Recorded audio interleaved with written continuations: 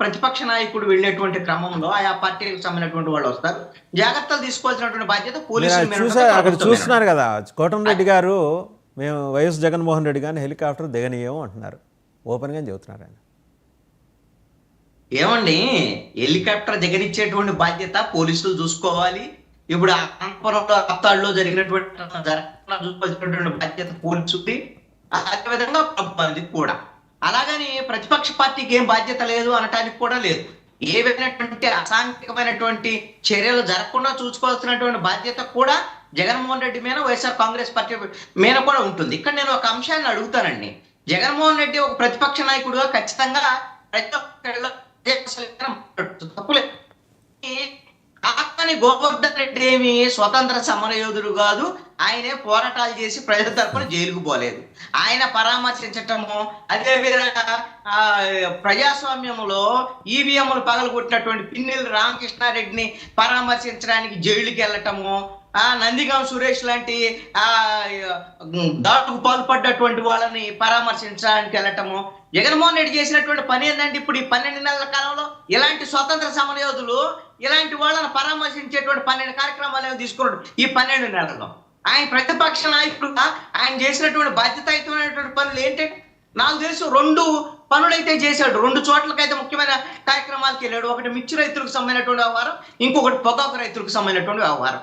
మరి మిగతా విషయాల్లో ఏవి కూడా ప్రజల సమస్యల మీద మేము ఆ పోరాటం చేస్తాం, ఈ పోరాటం చేస్తాం, నేను ప్రజల మధ్యకి వెళ్ళి ఉంటాను, ప్రతి పార్లమెంట్ నియోజకవర్గానికి వెళ్తాను, ఆ కార్యక్రమాలు ఏమి తీసుకోలేదండి. అవన్నీ పక్కన పడేసాడు.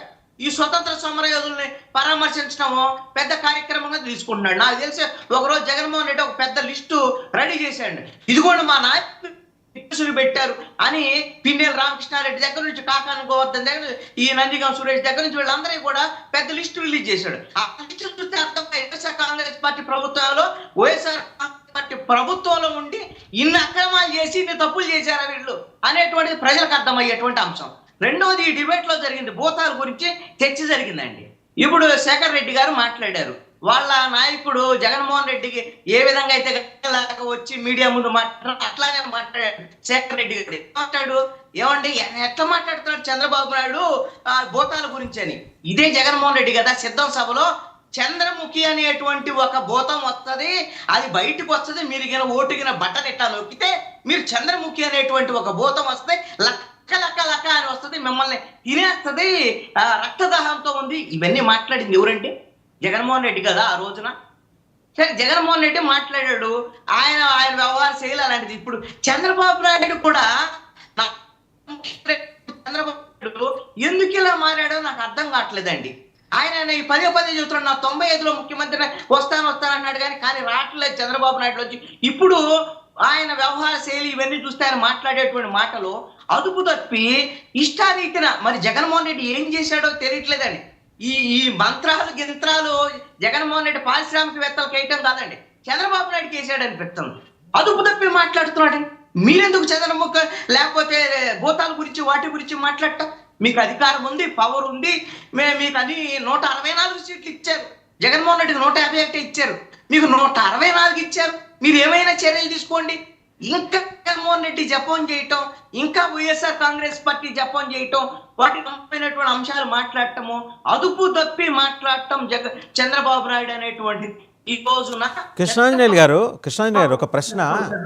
కృష్ణాంజనేయులు గారు, సెంటర్లో బీజేపీ హ్యాపీగా ఉందా అండి ఇక్కడ జరుగుతున్న పరిణామాల మీద? ఎందుకంటే కోయిలేషన్ గవర్నమెంట్స్ వాళ్ళ ఎన్డీఏ చాలా చోట్ల ఉన్నాయి, ఎక్కడా లేని అవినీతి, ఎక్కడా లేని ఈ విధ్వంసాలు ఇక్కడే జరుగుతున్నాయి. బీహార్లో అని మనం మాటికి పాపం వాళ్ళు నిందేస్తున్నాయి. ఎప్పుడో పోస్ట్ ఎమర్జెన్సీ టైంలో జరిగినాయి అరాచకాలు. ఇప్పుడు వాళ్ళు కూడా రోజు రైళ్ళలో టికెట్లు కొనుక్కొని రైళ్ళు ఎక్కుతున్నారు, రోడ్డు కడం వైపు నడుస్తున్నారు, పన్నులు కడుతున్నారు. చక్కటి రాష్ట్రం. తాపకి మనం బీహార్తో వెళ్ళి పోల్చేస్తున్నాం. వాళ్ళ మనసులు, వాళ్ళ హృదయాలు గాయపడతాయి. అక్కడ లేని అరాచకం ఇక్కడ ఎలా వస్తుంది? అక్కడ 2 ఇంజన్లు, ఇక్కడ 2 ఇంజన్లే. ఆంధ్రప్రదేశ్లో ఎమ్మెల్యేలు, మంత్రులు వీళ్ళందరూ అవినీతికి పాల్పడుతున్నారు అనేటువంటి అంశాన్ని మీరు నేను చెప్తే ఎట్లా విజయకిరణ్ గారు ఒప్పుకోరు. చంద్రబాబు నాయుడు చెప్తున్నాడుగా, కొంతమంది అవినీతి పాల్పడుతున్నారు, వాళ్ళ మీద చర్యలు తీసుకొని చంద్రబాబు నాయుడు చెప్తున్నాడు. వాళ్ళకి మద్దతు ఇచ్చే మీడియాను రోజు చదువుకోమనండి, ఫస్ట్ పేజీలో ఆంధ్రజ్యోతి ఈనాడులో చదువుకోమనండి. ఏ ఎమ్మెల్యేలు ఏ విధంగా ఇసుక దందా చేస్తున్నాడు, మద్యం దందా చేస్తున్నారు, అదే విధంగా భూ అక్రమాలకు పాల్పడి, ఇవన్నీ కూడా వాళ్ళు చదువుకోవచ్చు, ఇవన్నీ వాళ్ళు చూసుకోవచ్చు.